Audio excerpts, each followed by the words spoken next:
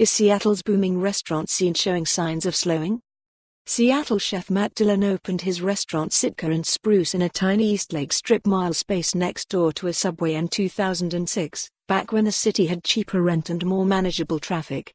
He had a vision: take the culinary technique and reverence for Pacific Northwest ingredients he'd learned from the renowned Jerry Traunfeld at the Eastside's high-end Herbfarm, install it in this spot on a DIY shoestring, and make beautiful, local food at much more accessible prices.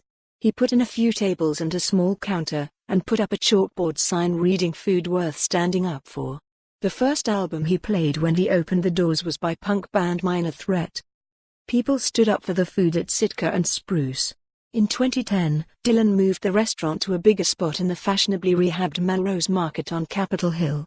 He won a James Beard Award, and, eventually, he ran several restaurants, creating warm, welcoming places for people to cook and serve, as well as eat.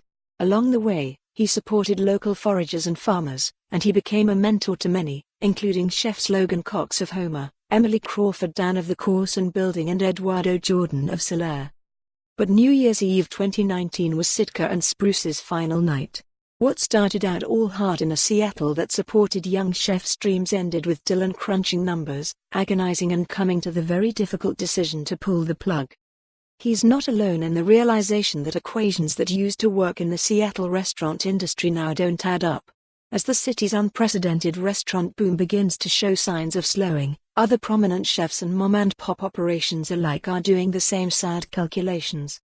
In order to buy great product and pay a great wage that people can live on in our city, Dillon said when he announced Sitka's closure, the math just doesn't work.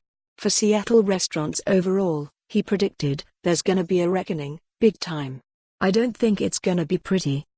More Seattle Times food coverage. Dumplings, pho and more, 22 new Seattle restaurants, 21 more shutdowns. The end of 2019 brings a rash of Seattle area restaurant closures, 9 great Seattle restaurants we lost in the last decade. Critics' Picks, where Bethany Jean Clement and Tan Vin think you should eat right now. More. As Seattle has grown wildly, so has its restaurant scene.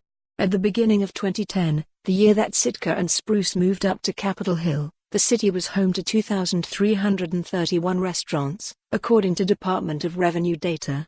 At the beginning of 2019, restaurants here numbered 2,790, an increase of 20% in under a decade. Keeping pace with the poll. For more on this story, visit the news article link.